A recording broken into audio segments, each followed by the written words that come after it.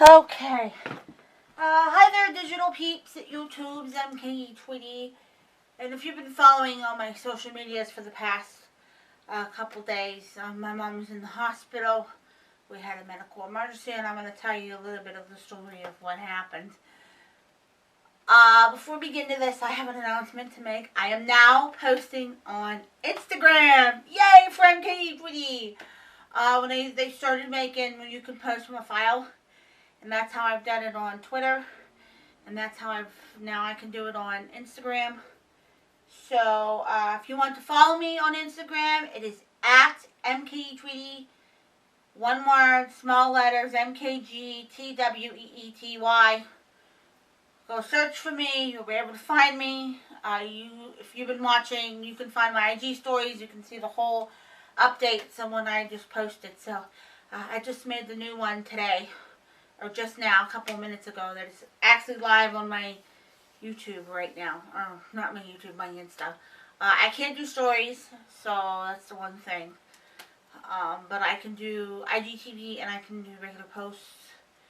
So, go follow me. I've been making posts about the gigs I've been going to with my dad, because I roadie with him and stuff like that. He's the drummer in the band, so I have to set up, tear down and all that. And I've had a lot of musicians from around the world, kind of like, I've had a couple of drummers like my dad, because I post pictures of my dad's drum set, and I talk about what he uses and stuff. So you can go and check all the posts out I have there. So this is going to be a story time, so bear with me, Digital Peeps. Will give you the whole rundown of what's going on, and everything. So I know I haven't been here in a while. I know the last video I made was when my Uncle Joey passed away, my mom's younger brother. One middle brother had passed away in April, a week or two before my birthday. So, it was like, he was the one that would always call me on my birthday. I turned 38 this year, so I'm like 38 and a half now. Something like that. Anyway, he died of sepsis and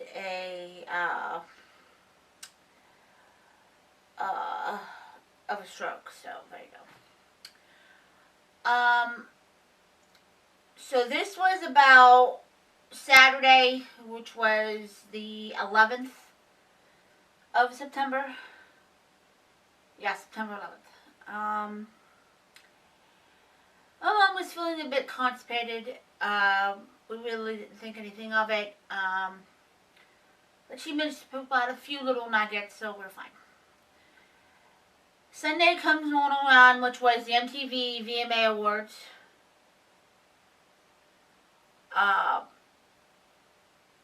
Video Music Awards from MTV. I had made chicken parm that day, like homemade, like we took chicken, we pounded it out, we breaded it, we fried it. I made pasta, spaghetti. I had a jar of sauce that I nuked. I had I had given a plate to my mom, and then me and my dad ate. And my mom, she'd been trying to lose weight, and so she could have her knee surgery done. She has very bad knees to the point where she has to have knee replacements, but they won't give them to her until she's lost weight. She's lost about 65 pounds now. And she's been trying to lose more weight. It's slow, but it's coming along. Weight loss isn't easy.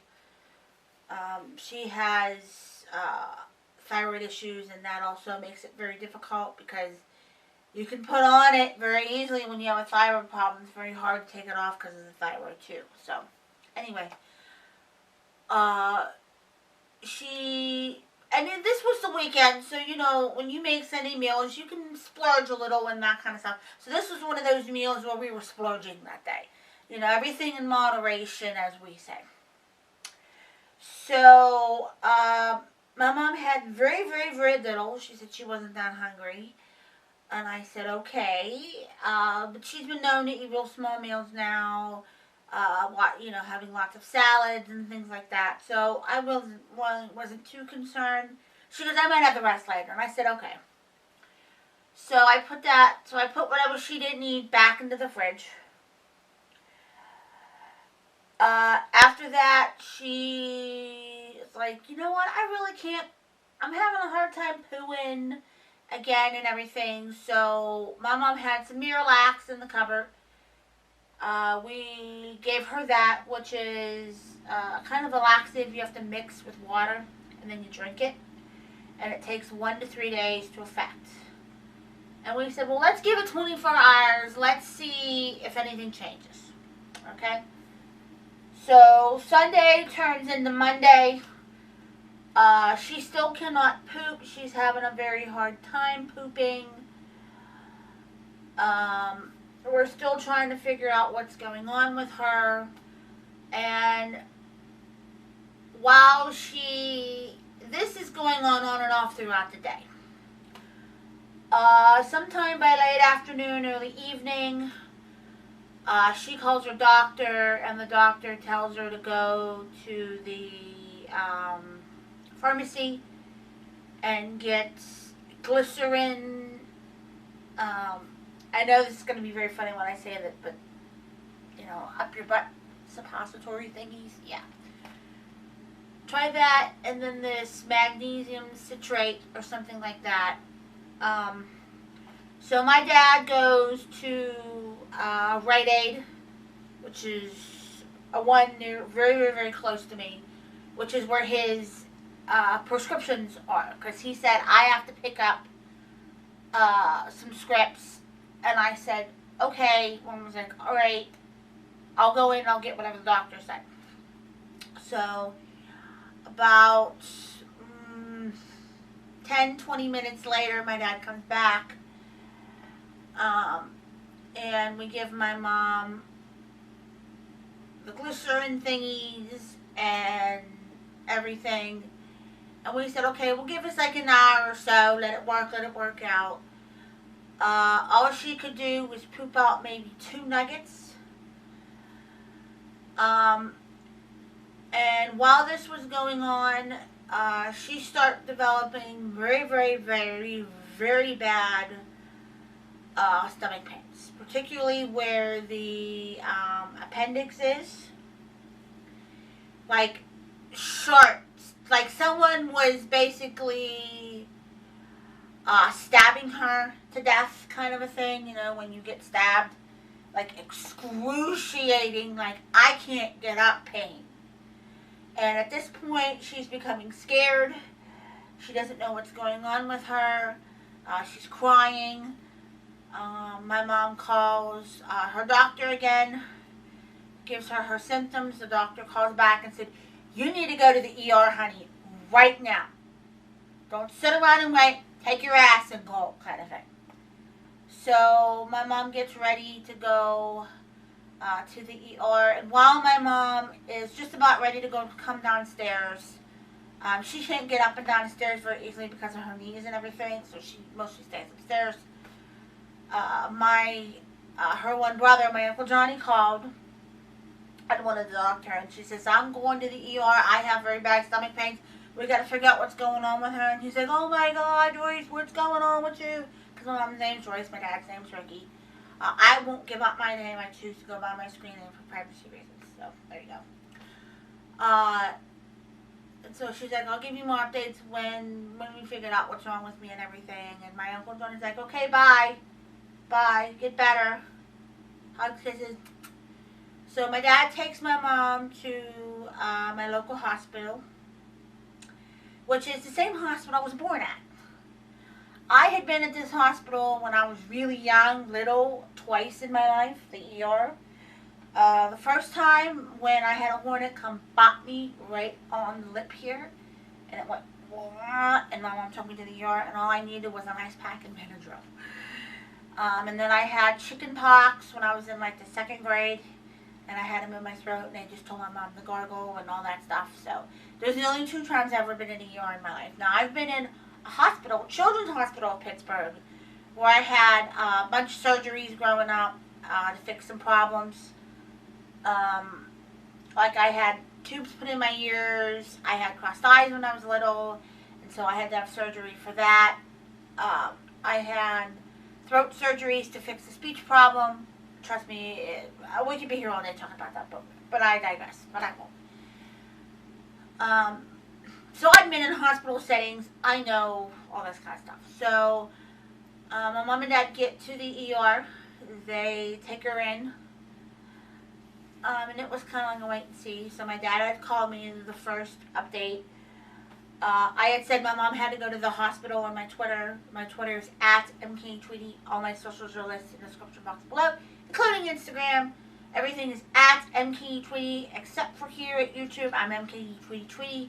Whole long story, but everything is linked in the description box below. So, so my mom had a chest x-ray.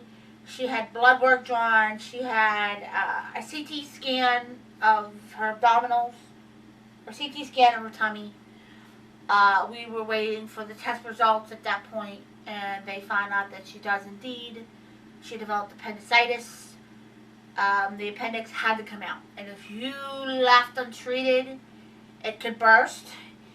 You could have all kinds of bacteria. You get sepsis and nasty shit. People have died from a ruptured appendixes. So I was saying, please don't let this be my mom. You know, I'm sitting there and I'm praying to her mom, my Nana, who's no longer with us, her husband, my mom's father, my pappy, my dad's parents, which was my grandmother and my pappy. I have two pappies, so there you go. And they went by the, when we were talking about the pappies growing up, we would talk about last name. So it's like Pappy H, Pappy G kind of thing. So that's like the whole last name kind of thing. And that's how we would distinguish what pappy we were talking about growing up. My mom's still in the ER at this point. It's still Monday. Once they figured out it was appendicitis, it's very late at night. They said, well, we're going to try to remove it in the morning at the hospital.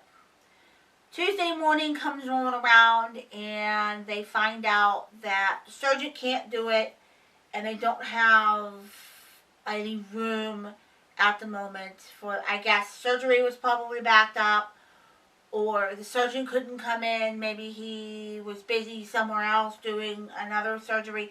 We don't know. All we know is that somehow surgery couldn't do it. So they had to transfer my mother to another hospital. So they called McGee Women's Hospital of UPMC. UPMC stands for University of Pittsburgh Medical Center. And we have some of the best hospitals. Like, a lot of people from other parts of the country in the United States come, and they want to come here to our hospitals because we have good hospitals and we have good doctors and all this stuff. So, now my mom has been at McGee Women's Hospital lots and lots of times. She's gone there to get her blood work done. She's gone there to get her mammograms done. She goes to the Bone and Joint Center over there. That's where she gets her cortisone shots every 3 months for her knees until she can get her knees replaced. And I've been at this hospital before. Somebody that my mom works with, her one daughter, her daughter works there, who works at the shop my mom works at. Her daughter is a doctor of physical therapy over there. So I know that hospital. I know people who work there, that kind of stuff. I mean, my mom has done RNs that have worked there and stuff because she's a hairdresser, been one since 75.